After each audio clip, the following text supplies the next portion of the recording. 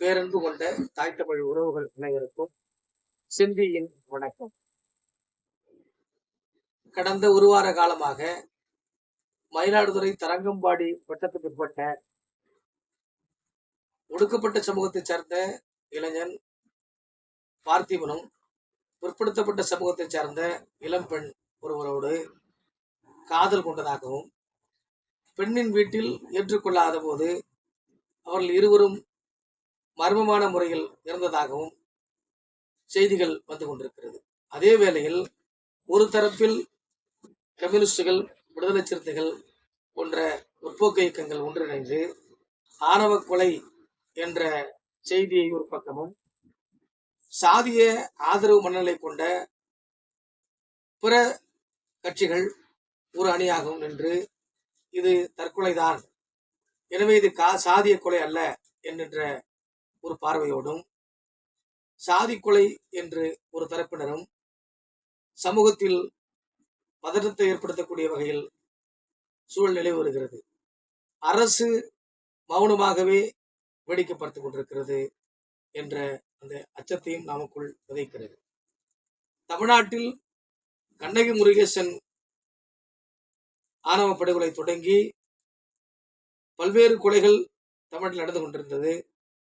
இருக்கக்கூடிய சட்டங்கள் ஆணவ கொலைகளுக்கு சரியான தண்டனையை பெற்றுத்தருவதற்கான சூழல் இருக்கிறதா என்று கேட்டால் அப்படி எதுவும் நடந்ததாக தெரியவில்லை. கண்ணகி முருகேசன் கொலை வழக்கில் தன் வாதத்திறமையை பயன்படுத்தி அந்த வழக்கில் குற்றம் சாட்டப்பட்டவர்களுக்கு தண்டனை வாங்கி கொடுத்திருந்தார் மூத்த வழக்கறிஞர் ரத்தினம் அவர்கள். ஆனால் உடுமலைப்பேட்டை சங்கர் கொலை வழக்கில் நாம் நீதிமன்றம் வழங்கிய தீர்ப்பை பார்த்திருக்கிறோம்.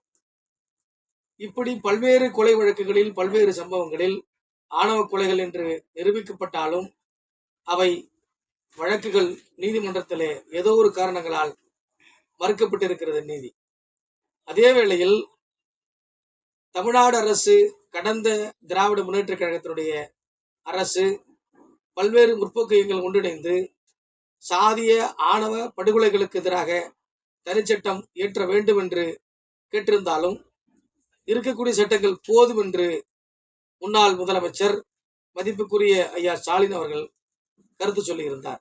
ஆனால் இதே நிலை தொடர்ந்து கொண்டே இருக்கிறது. காதலர்கள் கொல்லப்படுவதும், சாதிய ஆணவத்தின் பெயரால் கொல்லப்படுவதும் நடந்து கொண்டே இருக்கிறது. இதற்கு தமிழக அரசு உடனடியாக சமூக நீதி பாதுகாக்க வேண்டும் என்றாலும், சாதிய சமத்துவத்தை உருவாக்க வேண்டும் என்றாலும் தொடர்ந்து மனரீதியான பிரச்சாரங்களை முன்னெடுக்க வேண்டியிருக்கிறது. அதே வேளையில் இந்த படுகொலைகளுக்கெல்லாம் உடனடி தீர்வு பெறுவதற்காக புதிய சட்டமாக சாதிய ஆணவ படுகொலை எதிர்ப்பு சட்டம் என்ற ஒன்றை உடனடியாக தமிழக அரசு இயற்ற வேண்டிய சூழலும் இருக்கிறது. அந்த கருத்தை வலியுறுத்தி நாம் நம்முடைய செய்தியாக தமிழக அரசிற்கு உடனடியாக சாதிய ஆணவ படுகொலைகளுக்கு தனி சட்டமும், மாவட்டம் தோறும் சிறப்பு நீதிமன்றம் அமைக்க வேண்டும் என்று கேட்டுக்கொள்கிறோம். நன்றி, வணக்கம்.